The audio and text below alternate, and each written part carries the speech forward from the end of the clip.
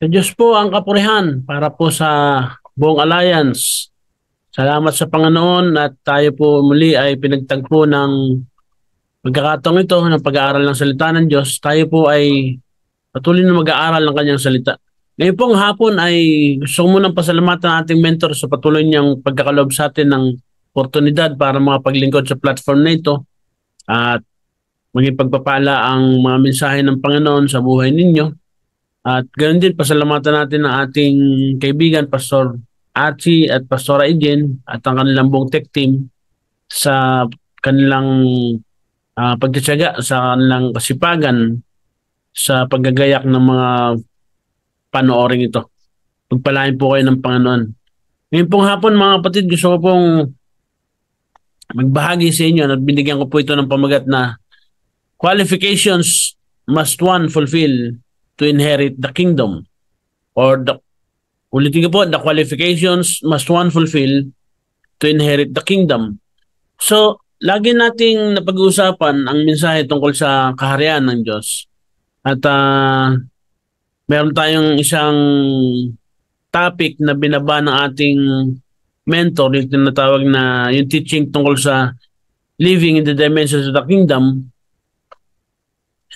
Meron po ditong dimension na pinag-uusapan na tinatawag na we must inherit the kingdom. Ito po ay, kung tama ako, baka pang-anim na dimension po ito.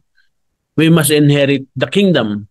So, isang dimension na kung saan dapat maranasan natin na tayo ay nakikinabang o tayo ay nagmamana o tumatanggap ng mana o minamana natin yung kaharian ng Diyos para po tayo ay mga parang sa ating pamumuhay ay maging magaan, maging maunlad at higit sa lahat, kumbaga umiiral yung kaharian ng Diyos sa buhay natin.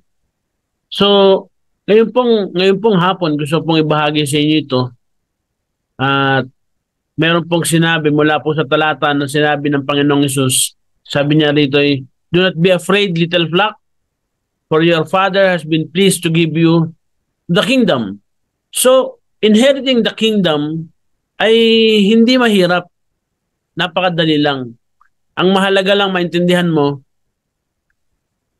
paano mo ito tatanggapin. At higit sa lahat, matatanggap mo ito kasi ang ating Ama mismo, ang ating Amang Hari, ang ating Diyos, ay sabi ng talata, sabi ng Panginoong Jesucristo, your Father has been pleased to give you the kingdom. So, ang Diyos mismo ay nalulugod o masaya na ibinibigay niya at gusto niyang maibigay sa atin ang kanyang kaharian o ang paghahari niya sa buhay natin. Kaya lang, maraming tao na ang patuloy na pinupursong mensahe yung yung prinsipyo ay yung patuloy na nakabatay sa mga panimulang aralin, di ba? Sa totoo lang, si Pablo sinabi niyang wag na nating pag-aralan ito bagkus ang pag-aralan natin yung mas mataas na dimension ng pag-aaralan. Isipin, meron pang mas mataas na aralin na dapat nating matuklasan at matutunan. At ito nga po ay tungkol sa paghahari ng Diyos sa buhay natin. Ang paghahari po ng Diyos o ang kaharian po ng Diyos ay gusto niyang maibahagi sa atin, maibigay sa atin dahil sabi nga ng ating mentor ay lahat ng problema ang kinakaharap natin sa mundong ito, ang nag-iisang solusyon lamang ay ang kaharian ng Diyos. Well, actually, yan din po yung nabanggit ni Dr. Miles Monroe. But sa isang pagkakataon na ito, ay gusto ko pong maintindihan ninyo na base sa talatang ginagamit natin ngayon, ay ang Panginoong Diyos ay gusto pong ibigay niya sa atin o nalulugod siyang pagkaloob sa atin yung kanyang kaharian. So, kaya dapat maintindihan natin, hindi lahat pinagbibigyan nito. Hindi lahat maaaring tumanggap nito. Hindi lahat ay pwedeng mapakinabangan ng kaharian. Depende yan sa tao na gusto mong depende sa taong gusto mong tumanggap, 'di ba? So, ngayong hapon ay gusto ko pong ipakita sa inyo na ang kaharian po ng Diyos ay pamana sa atin. Ipinamana sa atin ng Diyos. Yan. Ang kaharian po ay pamana sa mga anak ng Diyos. Kaya mahalaga na bilang mga anak ng Diyos, mahalagang matutunan natin ito. At mahalagang sa buhay natin, makonsume yung isipan natin ng mga prinsipyo para magawa nating mamuhay tungkol dito kahit tayo narito sa mundong ito. Kahit na ang umiiral sa mundong ito ay yung ika nga kaharian sa mundong ito, pagka ang ina-apply mong prinsipyo sa buhay at sa pamumuhay ay mga prinsipyo ng kaharian, naniniwala ako pwede nating maranasan ito. So pag-aralan natin, siyasatin natin yung ating inheritance o yung ating pamana, di ba? Kasi nga sabi nga sa inyo kanina, ang kingdom ay pamana sa mga anak. O the kingdom is children's heritage. Yan. Ngayon, pag-aralan natin, tunghayan natin mula doon sa buhay ni Abraham, meron tayong sa pagsisiyasat natin ng inheritance, si Abraham po mismo ay pinagpala ng Diyos. Sabi dito, Genesis 14:19, sabi dito, and he blessed Abram, saying, blessed be Abram by God. Blessed be Abram by God Most High, Creator of heaven and earth. So, sa talata pong ito, makikita natin that Abram was blessed by the Creator of heaven and earth. Ang nagpala po kay Abraham ay ang lumikha ng langit at ng lupa. So, kung kaya tayong pagpalain ng Diyos na lumikha ng langit at lupa, dapat po nating maintindihan na ang lupa ay kaya rin ipagkaloob ng Diyos sa atin. Sabi ng Psalm 115, verse 15 to 16, meron po tayong mababasang ganito, may you be blessed by the Lord, the maker of heaven and earth. The highest heavens belongs to the Lord, but the earth has given to man. Diba? So, maintindihan natin that the earth was handed over to man. Binigay yan ng Diyos sa atin. Yung langit, wala tayong pakalam dyan. Yung langit ay sa Panginoon yan. Hindi tayo pwedeng pumunta dyan kasi sabi ng Biblia, ang aakyat ay yun lamang bumaba at hindi naman tayo nagmula diyan. So, kagaya ng banggit ko sa inyo kanina, the kingdom is the children's heritage o ang kingdom ay pamana sa mga anak ng Diyos, 'di ba?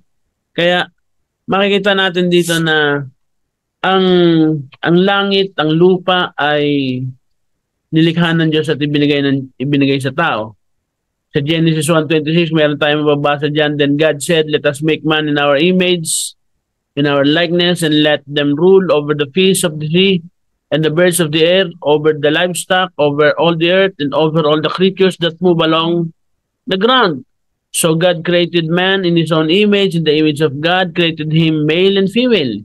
He created them. God blessed them and said to them, be fruitful and increase in number. Fill the earth and subdue it. Rule over the fish of the sea and the birds of the air and every living creature that moves on the ground. Then God said, I give you every seed-bearing plant on the face of the whole earth and every tree that has fruit with seed in it.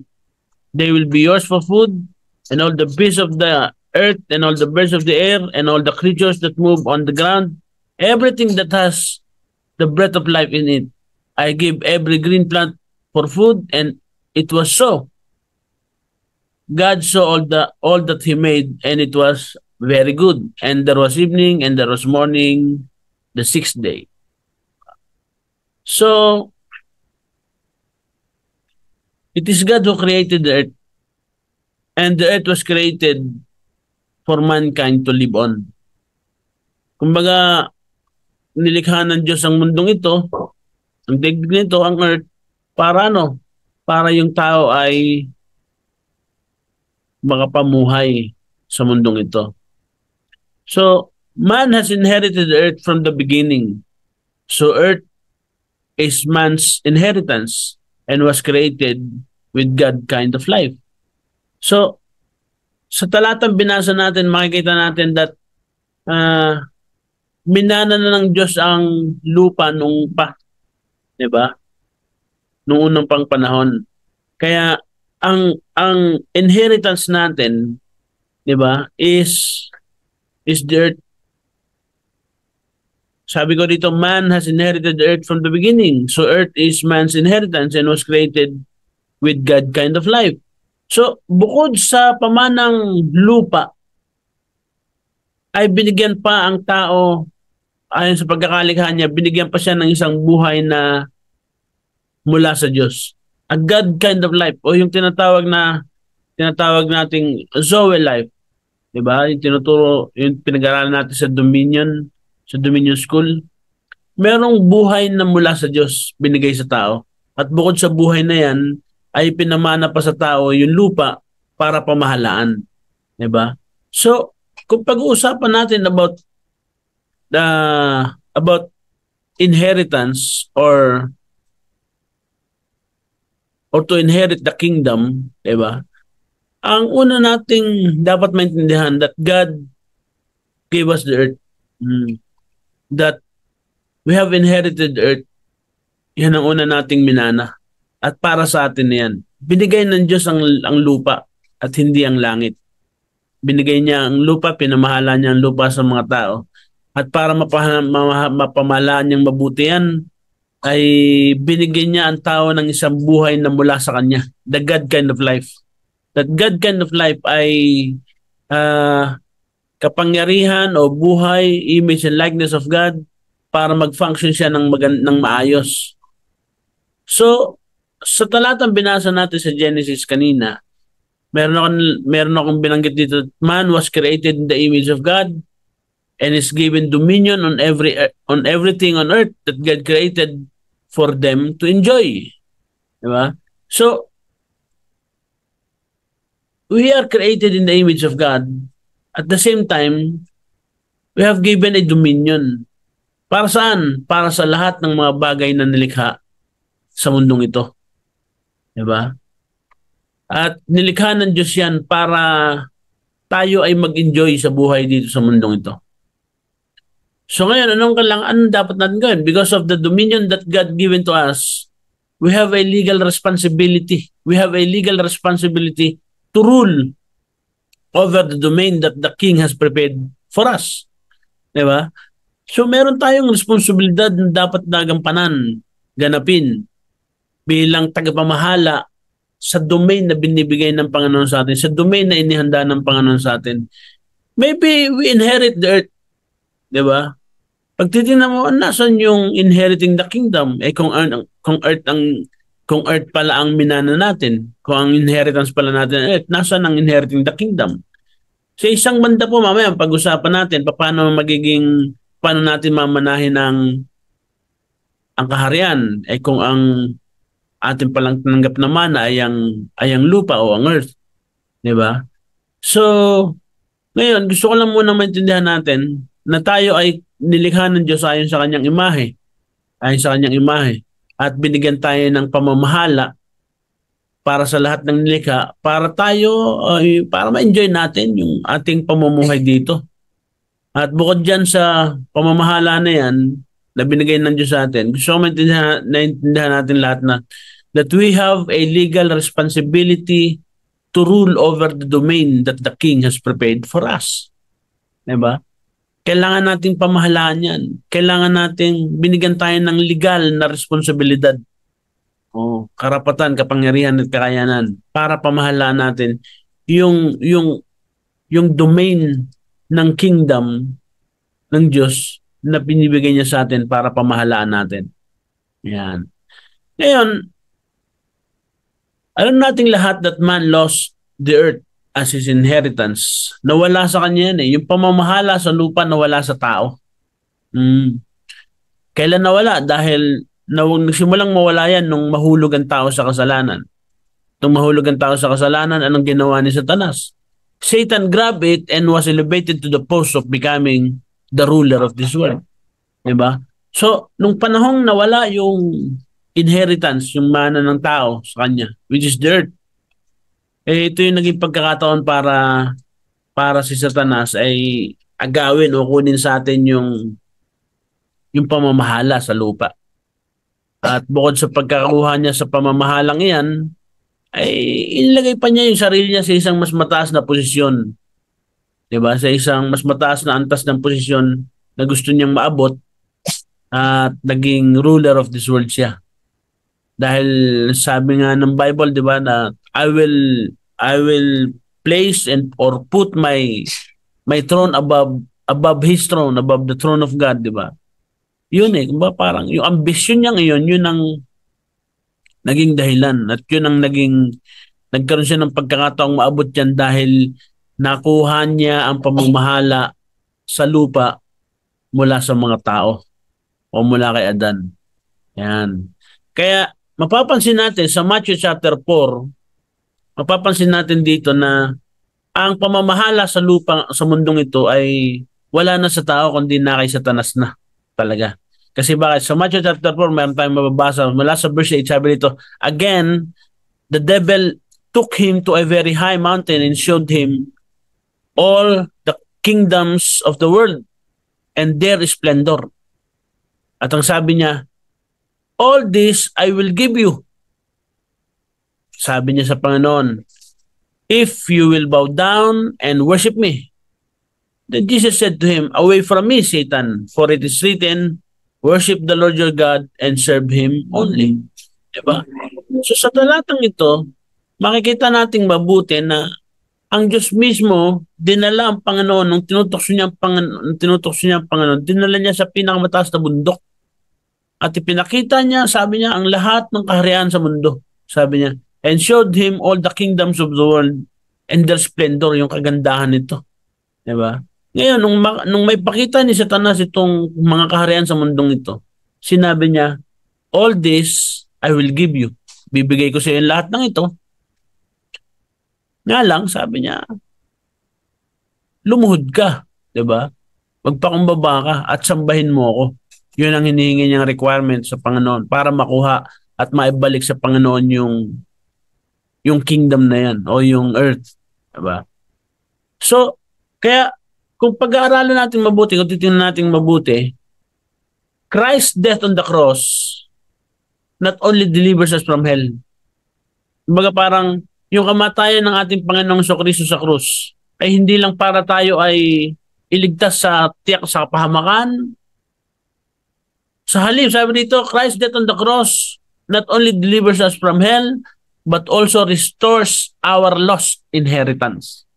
Yun po yung isang magandang nangyayari dyan.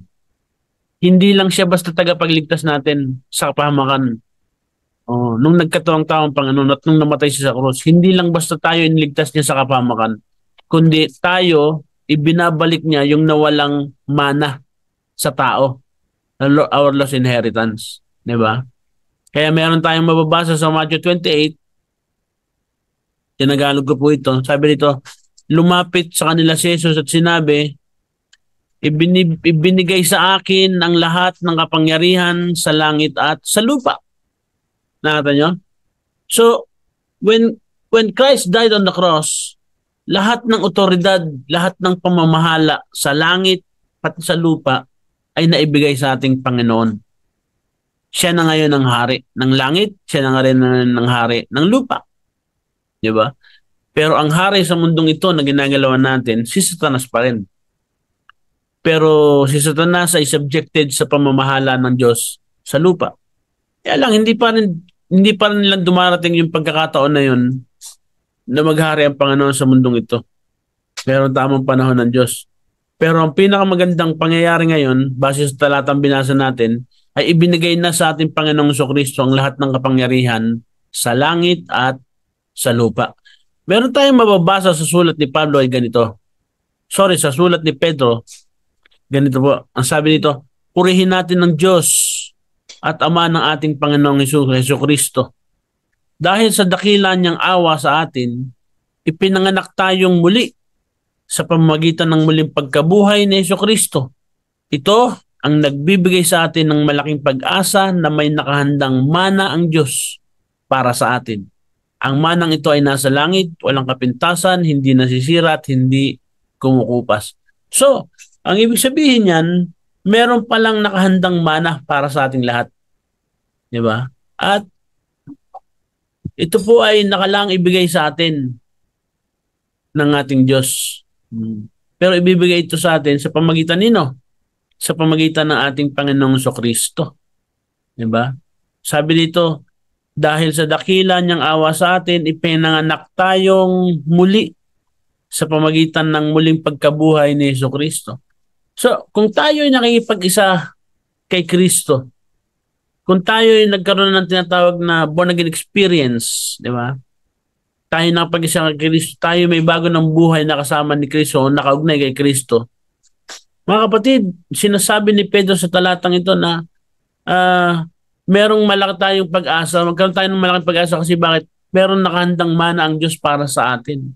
Dahil sa ating pakipag-isa kay Kristo, dahil sa tinatawag na muli natin pagkabuhay kasama ni Kristo, di ba? So yung mana na yan ay nakahanda na ngayon. Pwede natin sabihin inihanda na ng Diyos sa kanyang kaharian, sa kanyang langit, sa kaharian ng langit. Nakahanda na yan. At gusto niyang ibigay sa atin yan, at gusto niyang ipamana sa atin yan. At sa tamang panahon, mamanahin natin itong bagay na to. Meron pa tayong mababasa sa Ephesians chapter 1 verse 11, sabi po rito, sa kanya ay tumanggap din tayo ng isang mana. Sa kanya ay tumanggap din tayo ng isang mana na itinalaga ng una pa ayon sa layunin niya na gumagawa ng lahat ng mga bagay ayon sa kanyang pasya at kalooban. Ulitin ko po ha. Sabi ni Pedro ay meron tayong malaking pag-asa dahil may nakahandang mana ang Diyos na ibibigay para sa atin. At ang sa sulat naman ni Pablo, magkaibang tao po ito. Sa sulat naman ni Pablo, sabi ni Pablo dito, sa kanya ay tumanggap din tayo ng isang mana na itinalaga ng una pa ayon sa layunin niya na gumagawa ng lahat ng mga bagay ayon sa kanyang pasya at kalooban. So, yung mana na ito ay talagang nakahanda na at nakaprepara na. Inihanda na para talagang para sa sa layunin ng Diyos. Kaya inheriting the kingdom, ibig sabihin meron pong plano ang Diyos kung bakit gusto ng Diyos na manahin natin ang lupa. Meron siyang plano, meron siyang gustong mangyari sa buhay natin. Di ba? At gusto niyang ibigay yan. Kaya sabi nung talata na binasa natin kanina sa English, ngayon ay sa Tagalog natin basahin, sabi ito, huwag kayong matakot, munting kawan. Sabi ng Panginoon, sapagkat ikinalulugod ng inyong Ama na ibigay sa inyo ang kaharian.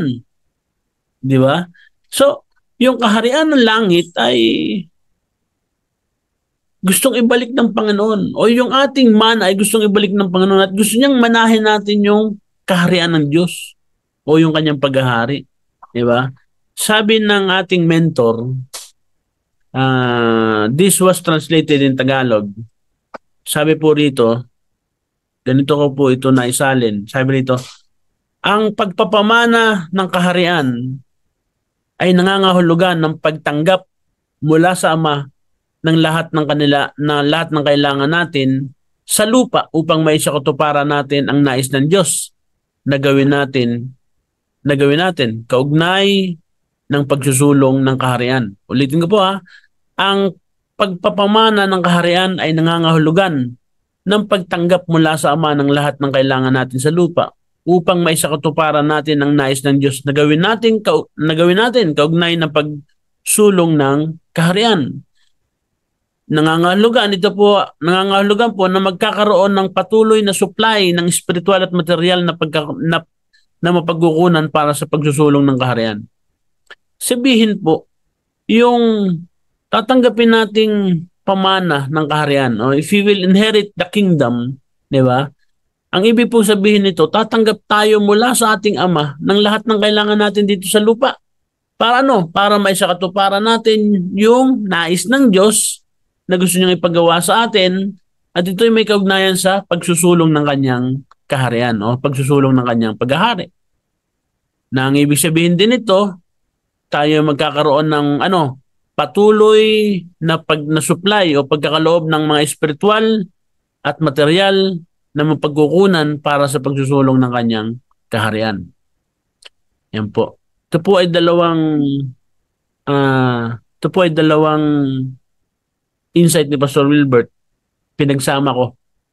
Yan, pinagdugtong ko na lang siya.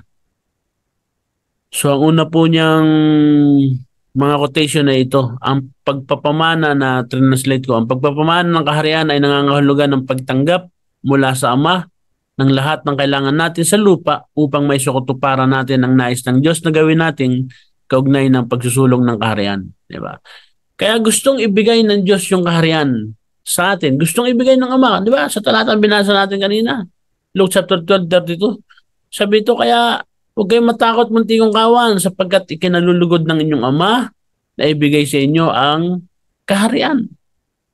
Gusto niyang manahin natin ang kaharian kasi gusto niyang maisulong natin ang kaharian. At ang pagtanggap ng mana ng kaharian ay pagtanggap ng mga bagay na kakailangan natin dito sa lupa, sa mundong ito para makapamuhay tayo ng maayos at para may sakutuparan natin o magawa natin, ma-fulfill natin yung nais ng Diyos o yung purpose ng Diyos sa buhay natin. At ito ay nakaugnay sa pagsusulong ng kanyang kaharian. Bukod pa rito, pag tinanggap natin yung pamana ng kaharian o minana natin ang kaharian, magkakaroon tayo ng tuloy-tuloy na supply ng spiritual at material na mapagkukunan para magtagumpay tayo sa pagsusulong ng kaharian ng Diyos. Kaya sabi po ni Pablo sa kanyang sulat, kaya ang Diyos at kaya ng Diyos na pasaganain ang lahat ng biyaya sa inyo upang sa pagkakaroon ninyo ng sapat sa lahat ng bagay ay palagi kayong sumagana sa bawat mabubuting gawa. So, pag minana natin yung if we inherit the earth, if we inherit the kingdom, kung pag minana natin ang kaharian ng Diyos, di ba? Sasagana tayo sa biyaya ng Diyos, di ba? Para magkaroon tayo ng sapat para sa lahat ng bagay, para lagi tayong may kapasidad na makagawa ng mabubuting gawa. Magawa natin yung mabubuting gawa na pinagagawa ng Diyos sa atin. Diba? So, yan po yung mga dahilan kung bakit gusto ng Diyos na manahin natin ang kaharian. Yan. At posible na po yan dahil ang Panginoong Jesucristo, nung namatay siya sa krus, tinanggap niya na ang kapangyarihan sa langit at sa lupa at ibinigay niya na sa atin. Kailan ito naibigay? Kailan natin ito tatanggapin? Nung panahon na kung saan tinanggap natin ang Panginoon bilang Panginoon natin tagapagligtas. Yung kanyang muling pagkabuhay ay kasabay din tayong nabuhay. Nagkaroon din tayo ng muling pagkabuhay o muling bagong buhay. Diba? Na nagbibigay sa atin ng malaking pag-asa na mamanahin natin o merong nakahandang mana na ibibigay ang Diyos para sa atin. Kaya mga kapatid ko, yung mana ng Diyos ay parating na. Yung paghahari o yung kaharian ng Diyos ay pwede nating tanggapin at maranasan. Ang kailangan lang natin, meron lang tayong desire, meron lang tayong pagnanasang tanggapin natin ang paghahari ng Diyos. Ngayon, meron ako ditong mga ilang puntos na pwede natin pag-usapan. What are the prerequisites for inheriting the kingdom? Ano ba yung mga prerequisite o ano ba yung mga requirements o mga pangunahing pangailangan para manahin natin ang kaharian? Meron po akong 3 bagay na ibabahagi sa iyo. Una po, sabi dito, what are the prerequisites for inheriting the kingdom? Number 1, choose to be a sheep instead of being a goat. Piliin mong maging tupa sa halip na maging kambing. Diba? So, para manahin natin ang kaharian, ito po yung isang prerequisite. Choose to be a sheep instead of being a goat. Sabi ng John 10, verse 27 and 28 sa NIV po, sabi dito, my sheep listen to my voice. I know them and they follow me. I give them eternal life and they shall never perish. No one will snatch them out of my hand. Yan po yung mga tupa. Diba? So,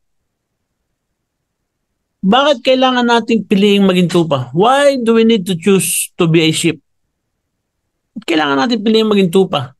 Tingnan natin yung mga features ng sheep.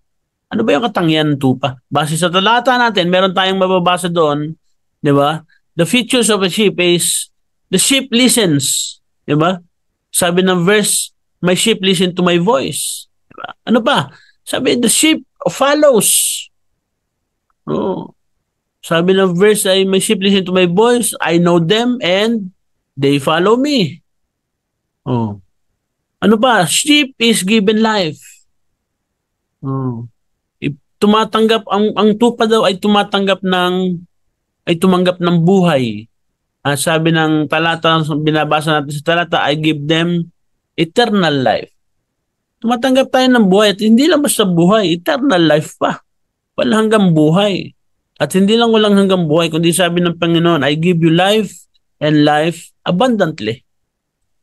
Napakasagana ng buhay. Ano pa? Another feature of sheep is sheep won't perish. Sabi ng Bible dito, sabi ng talata rito, and they shall never perish. So, yung struggle natin sa buhay ay may solusyon, merong paraan, meron ang inilalaan ng Panginoon sa atin. Kaya sabihin, pwede tayong hindi mapahamak. Yan ang sabihin, sheep won't perish. Pwede tayong hindi mapahamak kasi ang pagliligtas ng Diyos ay tapos na eh. Nagawa na niya eh. Ang kailangan lang po natin, hanapin natin o kaya piliin natin o kaya tanggapin natin yung inaalok ng Diyos na pagliligtas niya. Tanggapin natin yung buhay niya. Diba? And another features of a sheep, sabi dito, sheep will not be snatched. Itong pinakamaganda. Kung uugaliin natin o pipiliin natin na maging tupa ng Panginoon, walang pwedeng umagaw sa'yo, walang pwedeng kumuha sa'yo. Haawa ka ng Panginoon. Sabi ng talata, no one will snatch them out of my hand. Diba? So, sino pwedeng makialam sa'yo kung ikaw ay tupa ng Panginoon? Kung ikaw ay hawak ng Panginoon? Wala pwedeng makialam sa'yo. Kahit demonyo, hindi ka pwedeng pakialaman. Yan ang kagandahan. Bakit kailangan nating maging tupa? Kasi bakit? Ang tupa ay nakikinig, ang tupa ay sumusunod, ang tupa ay tumatanggap ng buhay at buhay na walang hanggan. Ang tupa ay hindi maghihirap, magdurusa, makakaranas ng hirap. Sabi dito, o ng pagdurusa. Sabi dito, ang tupa ay hindi mawawala sa kamay ng Diyos. Yan po yung katotohanan yan. At kagaya ng banggit ko kanina, what are the prerequisites for inheriting the kingdom? Number 1, just be reminded to choose to be a sheep instead of being a goat. Oh, bakit pa? Ano ba yung goat? Ano bang dahilan bakit hindi tayo dapat maging kambing? So kumuha ako ng ilang mga idea regarding sa behavior ng goat, 'di ba? Kasi ang kambing po, sabi dito ay sabi ni Uncle Google, ang kambing ay goat behavior. Goat is more aggressive and inquisitive than sheep. 'Di ba? Yung mga kambing daw ay mas agresibo kaysa sa mga tupa. Kasi yung tupa, silent type yan eh. The dumbest animal, the same time, napaka-simple lang ng tupa. Pero itong kambing, agresibo ito sa lahat ng pagkakataon. Ang sabi nito, they're more aggressive and inquisitive than sheep. So, inquisitive means parang laging curious. Maraming tanong. Minsan tinuruan mo na magtanim ka, sasabihin ng kambing, ba't po ako magtatanim? Wala nga po akong pantanim. Sinabi ng pastol niya, magpatawad ka, ba't po naman ako magpapatawad? Ako po naman ang nasaktan. 'Di ba? May mga ganyan po eh. Kaya sa isang kawan, may tupa at may kambing. At ang mas agresibo sa isang kawan, yung mga kambing. Tama, yung mga kambing. 'Di ba? Ano pang behavior ng isang kambing? Bakit hindi natin dapat ito tularan? O bakit hindi natin dapat ito ang ugaliin natin? Sabi nito, they are frequently exhibit dominance within a social group. Anong ibig sabihin yan? Nagpapakita sila ng dominance, yung pagiging yung impluwensya nila sa loob ng isang samahan o sa isang social group. Nagpapakita sila ng lakas, ng impluwensya. Oh. So, kaya makikita mo sa isang simbahan o sa isang flock na merong kambing, makikita mo ito yung cause ng ito yung cause ng division, ito yung cause ng kaguluhan sa loob ng simbahan. Kasi bakit? Nagbibigay siya at nagbabahagi siya ng mali at masamang impluwensya sa iba na nagiging dahilan ng pagkakampi-kampi. May mga ganun eh. Di ba? And at the same time, another behavior ng goat, sabi nito, they lower their heads and point their horns on the direction of the inferior animal as a sign of dominance. Yan. So pag nga-intimidate mo sila at nagalit sila sa iyo, ang gagawin nila, iyuyuko nila ang kanilang ulo at itatapat nila sa iyo yung kanyang sungay o sa isang inferior animal, tatapat niya yung sungay niya at pagkatapos nito, yun na. Di ba? Susuwagin niya ito ng sungay niya. Kaya, yan yung isang behavior ng isang tao o isang membro ng simbahan na gusto mong ituwid at itama ang buhay niya. Pero dahil siya ugaling kambing, ang ginagawa niya, pinipilit pa niyang suwagin yung taong nagdidisiplina sa kanya, yung taong tumutulong sa kanya, yung taong gustong baguhin siya. O yung taong gustong tulungan siyang mabago. Diba? Kaya pag ganito ang pinagpapastolan natin, very stressful po ito. Oo. So, yun ang isang prerequisite natin. In order for us to inherit the kingdom, choose to be a sheep instead of being a goat. Yan po yung idea ng ating mentor nung isulat niya yung materialist na ito, living in the dimension of the kingdom. Diba? So, ito po ay ilang mga bahagi na lang na naidagdag ko kasi na-curious lang ako, ba't kailangan natin piliing maging tupa sa halip na maging kambing?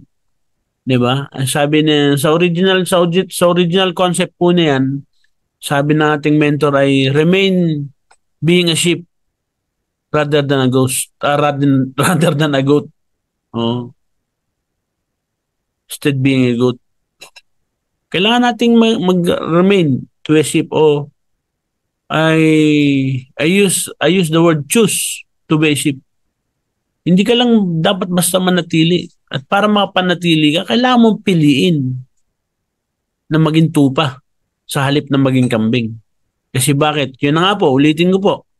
Ang tupay nakikinig, ang tupay sumusunod, ang tupay tumatanggap ng buhay, ang tupay hindi mahihirapan, ang tupa ay hindi maaagaw sa kamay ng kanyang pastol. Diba? Yun po ang mangyayari.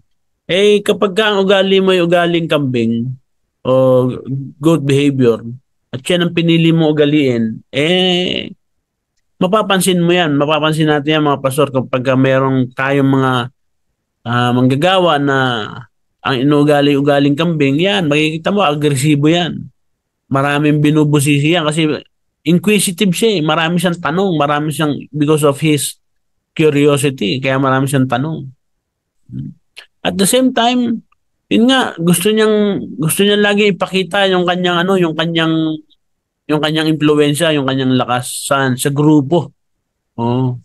At pagka na-intimidate na siya ng sino man, lalo na kung na-intimidate siya sa pangaral ng pastol niya, yan.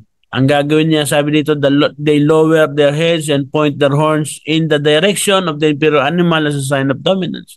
Kumbaga parang ipapakita nila na hindi mo pwedeng turuan na kung, di ba? Susuwagin kita. May mga ganyan eh. Kaya lahat po tayo ay mahalagang maintindihan natin na kailangan natin piliing maging tupa sa halip na maging kambing. Meron tayong mababasa sa Matthew 25 verse 31 to 33. Sabi po rito, when the Son of Man comes in His glory and all the angels with Him, He will sit on His throne in heavenly glory. All the nations will be gathered before Him And he will separate the people from, he will separate the people one from another. As a shepherd, separate the sheep from the goats. Di ba? So, pagdating ng Panginoon sa kanyang pagparito kasama ng manghel, di ba, upo siya sa kanyang trono in his heavenly glory. Di ba? Na kung saan, pagdating doon, lahat ng mga bansa, ito na po yung pag-iral ng ano, ito na po yung paghahari ng ating Panginoon. Ba? Revelation chapter 11 verse 15, ito na po yan. Sabi to, lahat ng mga bansa ay magtitipon sa harapan niya. At ngayon, sabi nito, siya mismo, ihihiwalay niya yung mga tao, di ba, ayon sa kanyang uri, ayon sa kanyang klase. Katulad ng isang pastol na hinihiwalay niya yung tupa sa mga kambing. At ang sabi ito, he will put the sheep on his right and the goats on his left. Di ba? So, mga kapatid, kung napapanggan natin to, magkakaroon ng separation isang araw. At kung pipiliin nating maging kambing, hanggang ngayon, kung 10 taong ka nang sinasabi mong born again ka, isang araw makikita mo, ihihiwalay ka ng Panginoon at dadaling ka sa mga kauri mong kambing.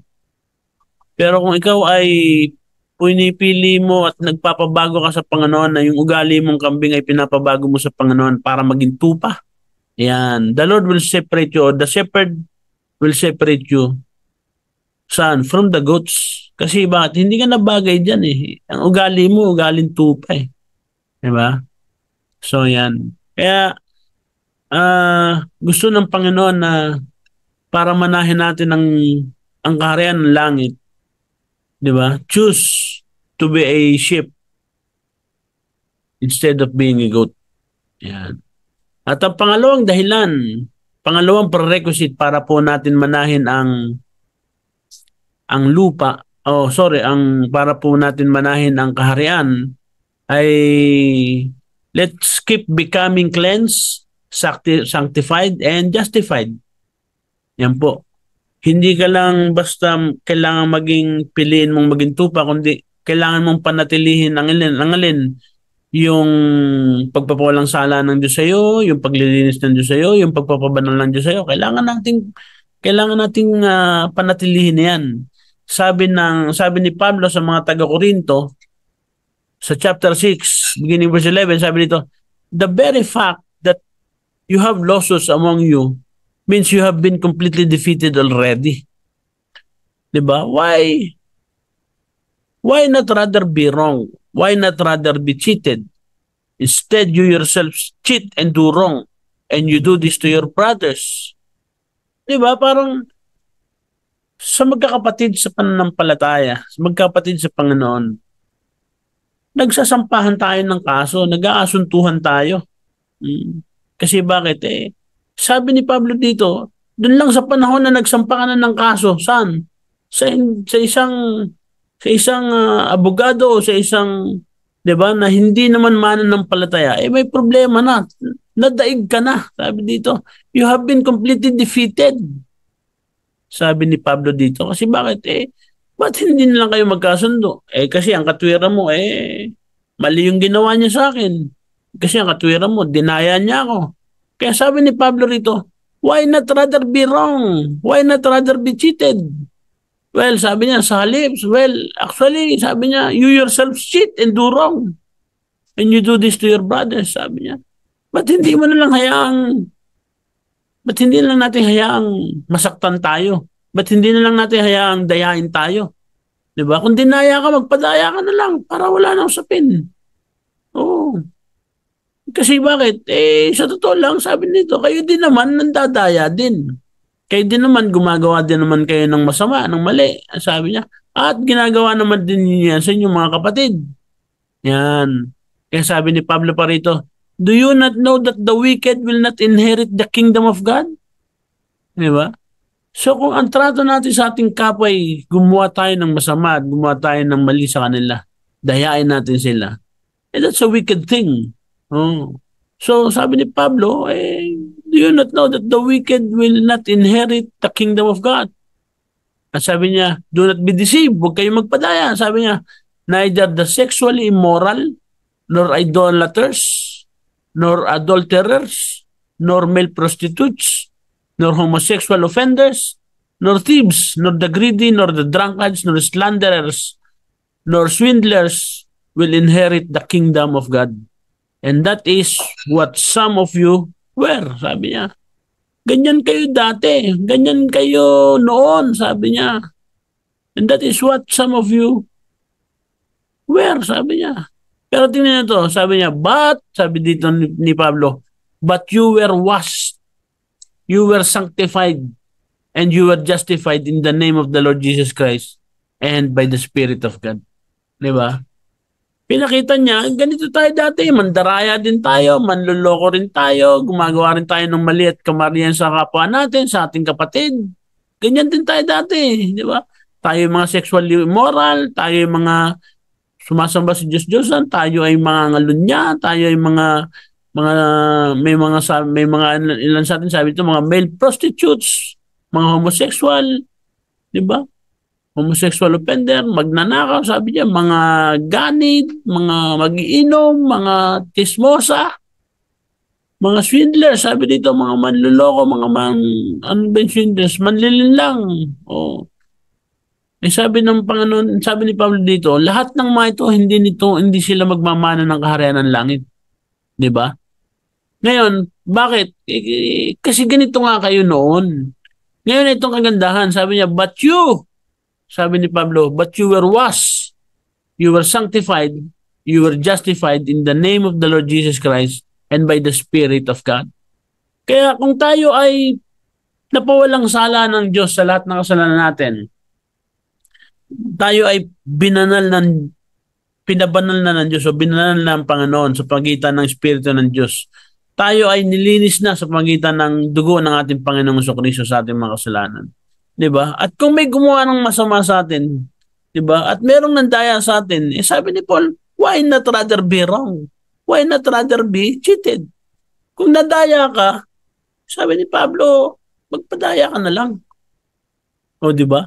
Magpadaya ka na lang. Hayaan mo lang ang Diyos ang siyang gumanti. Kasi bakit? Malino naman ang sabi ng Panginoon. 'Di ba? What you sow is what you reap. God cannot be mocked. What you sow is what you reap. Aanihin naman ng taong nandaya sa iyo yung pandarayang ginawa niya eh. Aanihin naman ng taong gumawa sa iyo ng masama yung masamang ginawa niya sa iyo eh. Pero ikaw nagpatawad ka, ikaw ang nagparaya ka, di ba? Ikaw ang pagpapalain, ikaw ang magmamana ng kaharian. Oh, kaya sabi ko, the second prerequisite for inheriting the kingdom is keep becoming cleansed, sanctified, and justified. Yan po mga kapatid. Punta tayo sa pangatlong prerequisite for inheriting the kingdom. Pangatlo po is keep your spirituality and avoid being carnal. Keep your spirituality and avoid being carnal. Bakit? Sabi po ng Galatians 5:16, sabi dito, so I say, sabi ni Pablo, walk by the Spirit and you will not gratify the desires of the flesh. Meron po naka-underline diyan. Sabi ko diyan, walk by the Spirit and not gratify the desires of the flesh.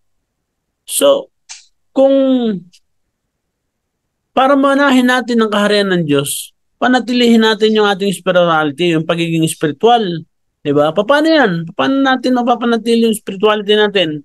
By walking in the Spirit.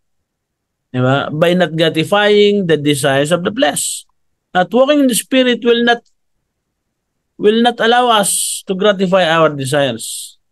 Diba? Yun po yung katotohanan na yan. So, meron po akong pinuntos dito, sabi dito, walking in the Spirit means living in freedom. It keeps you from conflict with your fleshly desires. Saan natin mababasa ang talata yan? Sabi ng Romans 8:5, sabi dito, those who live according to the flesh, their minds set on what their flesh desires. But those who live in accordance with the Spirit have their minds set on what the Spirit desires. Diba? So, kung tayo lumalakad sa Espiritu, ang ibig sabihin, diba? Ang ibig sabihin yan, tayo namumuhay sa kalayaan. At kung tayo lumalakad sa Espiritu at namumuhay sa kalayaan, ang ibig sabihin niyan, it keeps us from conflict with the fleshly desire. Yung yung pagnanasa ng laman ay may iwasan natin. 'Di ba? Kasi bakit? Ay ang lumalakad tayo sa Espiritu at pinapamumuhay tayo sa kalayaan. Another thing, sabi ko dito, living in freedom comes from walking in the Spirit. Living in freedom comes from walking in the Spirit.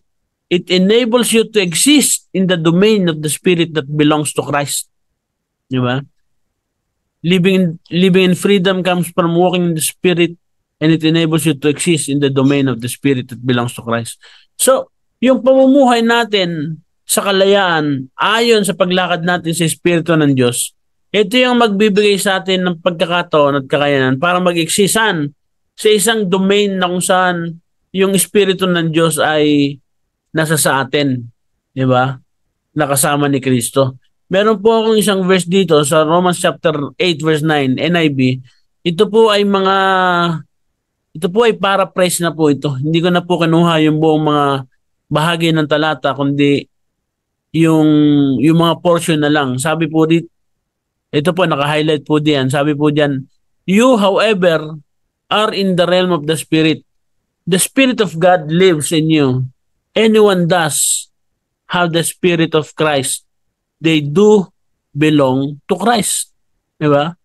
Bawat isa sa atin, sabi dito, lumalakad sa kalayaan sa pamagitan ng Espiritu ng Diyos, di ba? Binigyan tayo ng kakayanan para para makapag-exist sa isang domain na kung saan nandun ang Espiritu ng Diyos kasama ni Kristo. O kabilang kay Kristo, di ba? Kaya sabi dito, kung ang Espiritu ng Diyos ay nasa atin, tayo daw ay sabi niya, we are in the realm of the Spirit. Tayo ay nasa domain o nasa dimension ng Espiritu. At sabi nito, the Spirit of God lives in you. Kung ang Espiritu ng Diyos ay nananahan sa atin, sabi niya, anyone does have the Spirit of Christ. Sino man na tumatanggap ng Espiritu, di ba? Na mula kay Kristo, sabi dito, they do belong to Christ. Tayo'y kabilang kay Kristo. Mga kapatid ko,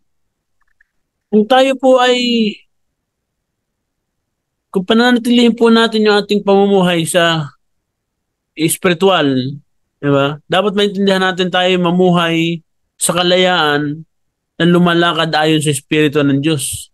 Para magkaroon ng sa gayon, di ba? Tayo ay lumakad sa realm of the Spirit, sa dimension ng Holy Spirit. So yan po yung dahilan. Ngayon, nabanggit ko kanina, ngayon merong bahagi dito na gusto kong sabihin sa inyo. Why is it necessary to restrain our carnality? Di ba? Kasi sabi ko doon sa pangatlong punto, keep your spirituality and avoid being carnal. Bakit kailangan natin i-avoid yung pagiging carnal? Di ba? Why is it necessary to restrain our carnality? Yan ang aking tanong. At ito ang aking mga sagot. Sabi nito, its desire is opposing and brings about conflict with the Spirit. Kung bakit natin kailangan i-restrain yung ating pagiging carnal o yung carnality natin? Because its desires is opposing and brings about conflict with the Spirit. Yung mga pagnanasa, yung ninanasa nito kasi ay parang kontra palagi o laging paglabag. Saan? At laging nagdidikta at nagdudulot ng conflict. Diba? Nang hindi pagkakasundo sa Espiritu. Sabi ng Galatians 5:17, meron po tayong mababasa diyan. For the flesh desires what is contrary to the Spirit. Naka-bold letters po yan. For the flesh desires what is contrary to the Spirit. And the Spirit what is contrary to the flesh. They are in conflict with each other so that you are not to do whatever you want, di ba? So, kung bakit natin kailangang alisin o i-restrain natin yung sarili natin, yung carnality sa buhay natin, kasi lumilikha nga ng conflict sa espiritu eh. Ngayon, kapag mayroong conflict yung flesh at saka yung espiritu, hindi po natin magawa mga kapatid yung pinapagawa ng Diyos sa atin eh. At hindi natin magawa kung ano yung dapat natin gawin. Kasi, nagkakaroon ng conflict dun sa sa kasi ng pamumuhay natin. Ito yung gusto ng Espiritu, pero ito yung ginagawa ng laman, may conflict po dyan. So, another answer, another point dito is why is it necessary to restrain our carnality? Number two, carnality would deprive us the right to inherit the kingdom. Carnality would deprive us the right to inherit the kingdom. Kung bakit kailangan natin i-restrain yung ating carnality, kasi bakit? I-deprive nito yung ating karapatan para mamana o manahin yung kaharian ng Diyos. Sabi ni Pablo sa kanyang mga sulat sa unang Korinto, chapter 15, verse 50, sabi nito, I declare to you, brothers and sisters, that flesh and blood cannot inherit the kingdom of God, nor does the perishable inherit the imperishable. Diba? So, flesh and blood cannot inherit the kingdom of God. Kaya, gusto ko pong maunawaan natin that keeping our spirituality, diba? It would help us a lot. It would give us an opportunity, or it would give us right to inherit the kingdom. Diba? Kasi bakit? Flesh and blood cannot inherit the kingdom. Sabi pa ni Pablo sa Galatians 5:21b, sabi niya, I warn you, sabi ni Pablo, I warn you as I did before, that those who live like this, in carnality, those who live like this will not inherit the kingdom of God. Yan po yung isang katotohanan na sinasabi ni Pablo sa atin. So, sa verse 19, verse 20, makikita natin, ano ba yung mga carnality na yan? Makikita natin yan dyan. So, dito po yan papasok sa kasunod. Why is it necessary to restrain our carnality? Because the acts of the flesh are referred as carnality. So, ano ba yung carnality na yan? Sabi dito, verse 19 ng chapter 5 ng Galatians, sabi po dito, the acts of the flesh are obvious. Ano ba yan? The acts of the flesh are obvious. Sabi dito, sexual immorality, impurity, debauchery, idolatry, and witchcraft, hatred, discord, jealousy, fits of rage, self-ambition, dissension, factions, and envy, drunkenness, orgies, and the like. Sabi ni Pablo dito, I warn you, as I did before, that those who live like this will not inherit the kingdom. Yan. And this is the reason why we have to restrain, our carnality. Because sa halip, let us keep our spirituality, yun ang pairalin natin.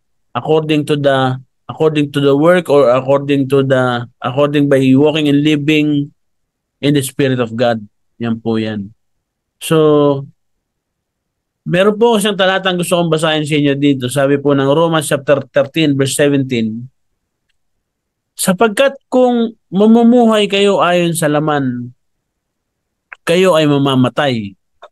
Subalit kung sa pamagitan ng Espiritu ay pinapatay nyo ang mga gawa ng laman, kayo ay mabubuhay. Sapagkat ang lahat ng pinapatnubayan ng Espiritu ng Diyos ay sila ang mga anak ng Diyos. Ulitin ko po ang pinapatnubayan daw ng Espiritu ng Diyos, sila ang mga anak ng Diyos.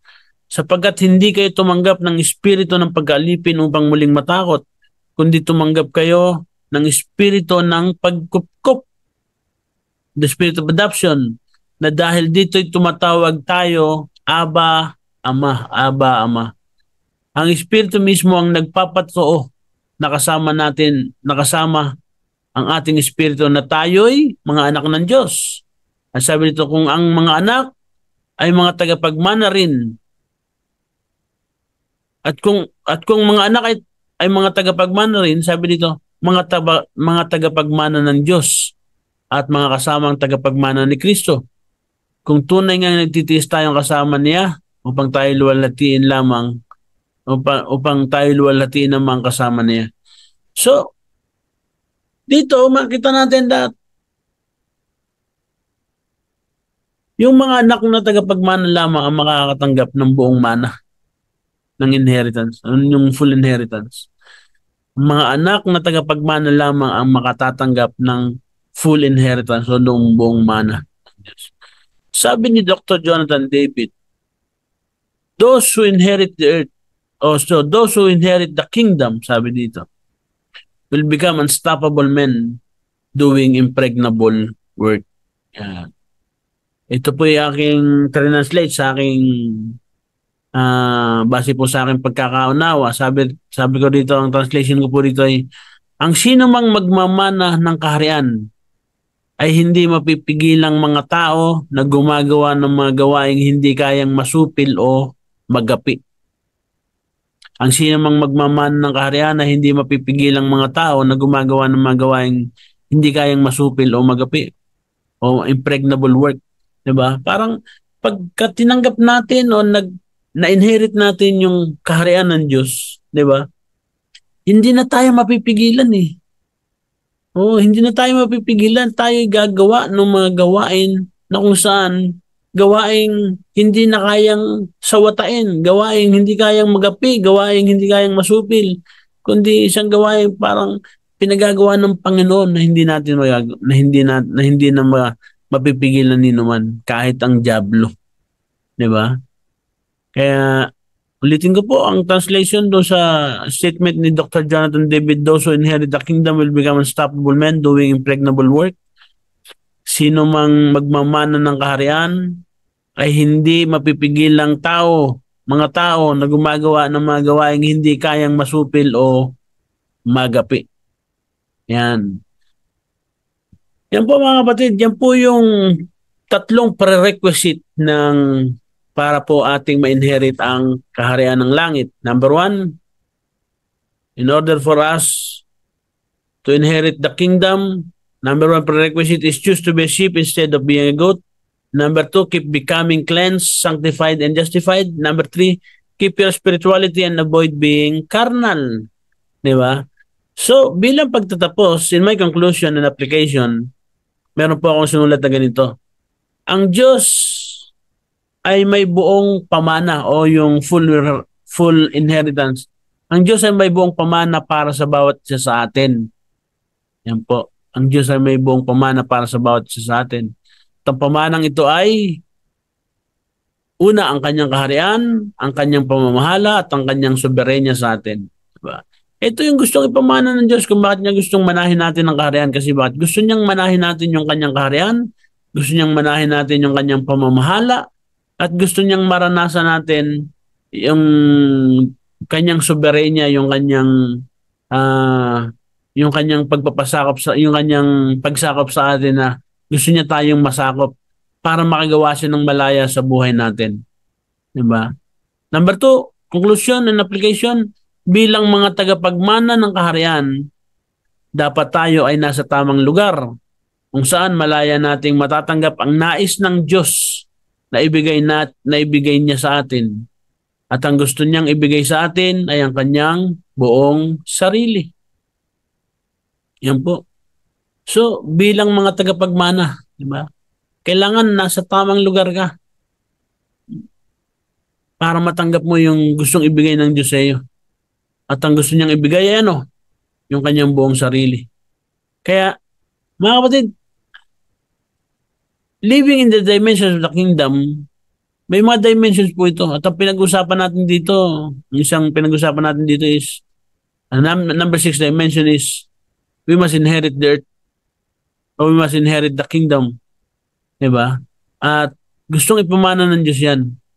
At kaya lang, ang pagmamana niya ay dapat nasa tamang lugar para magkaroon siya ng maayos at malayang matanggap niya yung nais ng Diyos na ibigay sa kanya. Diba? At ang isang bagay na gustong ibigay ng Diyos sa atin ay ang kanyang buong sarili. Pangatlong conclusion and application, upang ganap nating matanggap ang pamana o inheritance ng Diyos sa atin, ay piliin nating maging tupa na na nakikinig at sumusunod upang tumanggap tayo ng buhay mula sa Diyos. Yan po mga kapatid ko.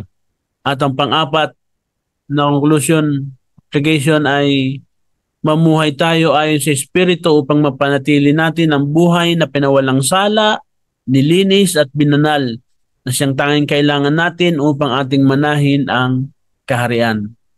Mga kapatid ko, mahalagang manahin natin ang kaharian ng Diyos. Ilagay natin yung sarili natin sa isang tamang posisyon at hakbangan natin o piliin natin yung mga o sundin natin yung mga hinihingi ng Panginoon kung paano natin mamanahin yung kaharian ng langit. May mga prerequisite ito. Kaya itong pinag-uusapan natin ay mga qualification nito. Paano natin mapufulfill na manahin yung kaharian ng langit. Kailangan natin ma-fulfill na maging, maging tupa, huwag maging kambing. Kailangan natin mapanatili yung being cleansed, di ba? Sanctified and justified. Kailangan nating panatilihing mamuhay ayon sa ipamuhay yung ating spiritualidad o yung pagiging spiritual natin ayon sa tulong ng Banal na Espiritu. So, yan po mga kapatid, nawa po tayo ay mahamon sa mga bagay na ito na makita natin na dapat nating maranasan yung paghahari ng Diyos o yung kaharian ng Diyos. Kasi ang kaharian ng Diyos ang tanging kailangan natin ngayon. Maraming hindi tumatanggap nito kasi hindi nila ito maintindihan. Pero merong mga pamantayan at merong mga kwalifikasyon na dapat nating ma-fulfill para matanggap at para matanggap at manahin natin ang kaharian. Pilitin po natin lumakad sa mga kwalifikasyon na ito. Sikapin po nating maabot at ma-fulfill, ma-accomplish itong mga qualification na ito para po manahin natin ang kaharian ng Diyos. At ang Diyos po sa pagtulong ng kanyang Espiritu at sa pamamagitan ng kanyang biyaya sa atin ay matatanggap po natin ito. Kailangan lang nating magdesisyon at magpasya na tanggapin natin at pairalin natin o hayaan nating umiral ang paghahari ng Diyos sa buhay natin. Manalangin po tayong lahat. Maraming salamat aming Panginoon sapagkat ang salita mo'y buhay at makapangyarihan. Ikaw po magpala sa iyong mga salita at pagpalain mo rin ang bawat isang tumatanggap nito. Hayaan mong mahayag sa aming puso at isipan yung mga katotohanan at makintal Panginoon yung mga katotohanan na ito hanggang sa aming ma-absorb, hanggang sa makonsume kami ng mga truth na ito at may pamuhay namin Panginoon. And we are asking, Father God, for your grace to be upon us, Lord God, na lahat kami makahakbang at makalakad at makapamuhay, Panginoon, para ma-fulfill namin yung mga qualifications in order for us to inherit your kingdom, Panginoon. At salamat dahil binibigyan mo kami ng mga pamantayan na dapat namin gagawin at ipapamuhay. Ikaw magpala sa bawat isang tumatanggap ng mga salitang ito. Maraming salamat, Panginoon, sa platform na ito. Maraming salamat sa ACB Alliance, Panginoon. Maraming salamat, Panginoon, sa lingkod mo na siyang ginagamit mo para ang biyaya na kailangan namin ay matanggap namin, Panginoon. At ikaw lamang ang siyang aming pinararangalan. Ikaw po sa iyo po ang pinakamataas na pagluwalhati, pagdakila, pagsambat, pasalamat, maging ang pamahalaan, tanging sa iyo po lamang. At ito po ang aming magkakasamang panalangin. Amen at amen. Magandang hapon po sa inyo. Ingatan po kayo ng Panginoon. At ang salita ng Diyos po ay naway maging binhi sa ating mga puso. Lalo na ang mensahe ng kaharian ng Diyos ay patuloy na matanggap natin at pagpapang tayo patuloy na pagpalain ng Panginoon. God bless you all po. Ingatan po kayo ng Panginoon.